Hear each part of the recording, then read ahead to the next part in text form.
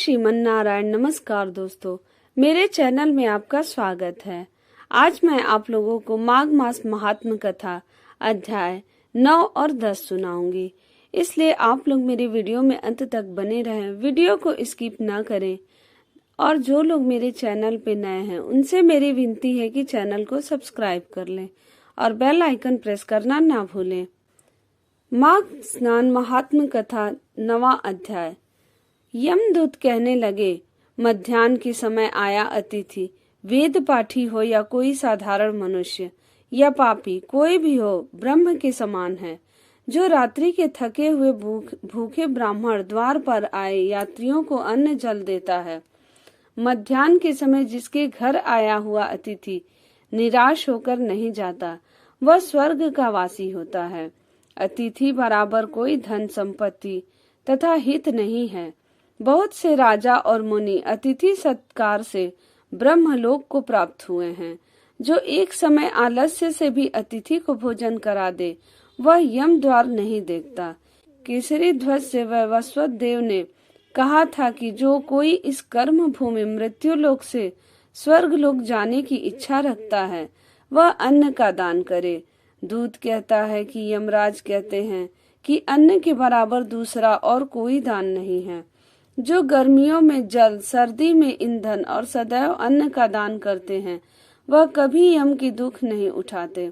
जो अपने किए हुए पापों का प्रायश्चित करता है, वह नरक को नहीं जाता है।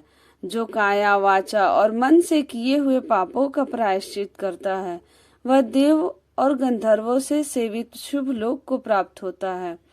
जो नित्य ही व्रत, तप, तीर्थ करते हैं और जितेंद्रिय हैं, वह भयंकर यम को नहीं देखते। नित्य धर्म करने वाला दूसरे का अन्न, भोजन और दान त्याग दे। नित्य स्नान करने से बड़े बड़े पाप नाश होकर यम को नहीं देखता। बिना स्नान पर पाप नाश होकर यम को नहीं देखता। बिना स्नान पर पवित्रता कैसे हो सकती है? जो मनुष्य माघ मास महात्म के समय में चलते जल में स्नान करते हैं, वह बुरी योनि नहीं पाते, न ही नरक में जाते हैं। माघ मास में प्रातः स्नान करने वाले मनुष्यों को नियम पूर्वक तिल पात्र और तिल कमल का दान करना चाहिए। यमदूत कहते हैं कि हे विकुंडल, पृथ्वी, सोना, गौ आदि परम दान करने वाला स्वर्ग से नहीं लौटता।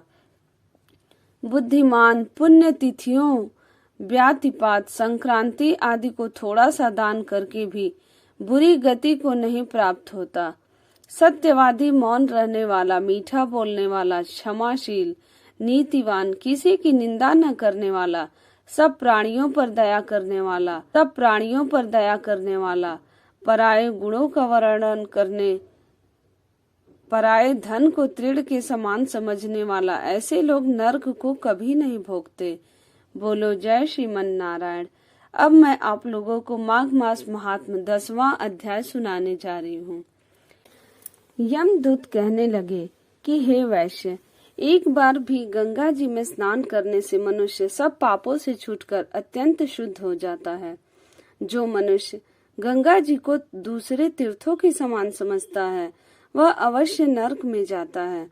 भगवान के चरणों से उत्पन्न हुई गंगा जी के पवित्र जल को श्री शिव जी अपने मस्तक में धारण करते हैं। वह ब्रह्मा, जो संदेह रहित प्रकृति से अलग और निर्गुण है, ब्रह्मांड में उनकी समानता किससे हो सकती है?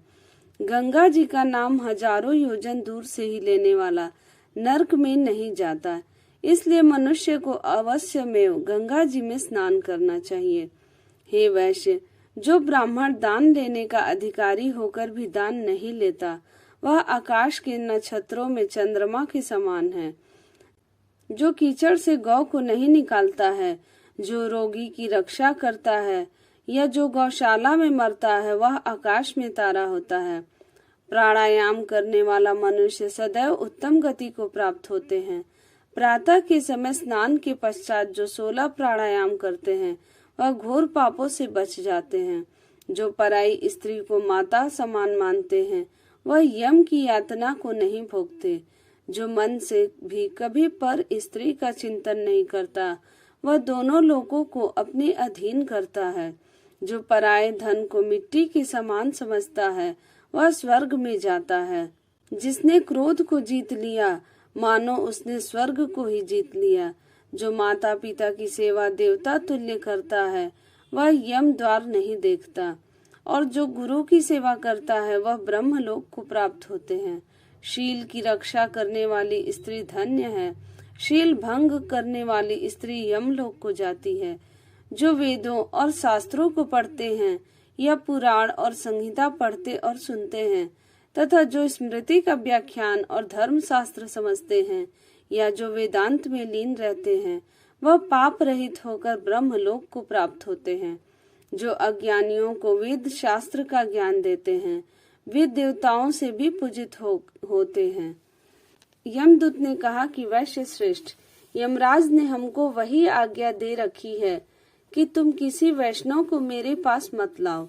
हे वैश्य, पापी लोगों को इस संसार रूपी नरक को पार करने के लिए भगवान की भक्ति के सिवाय दूसरा और कोई उपाय नहीं।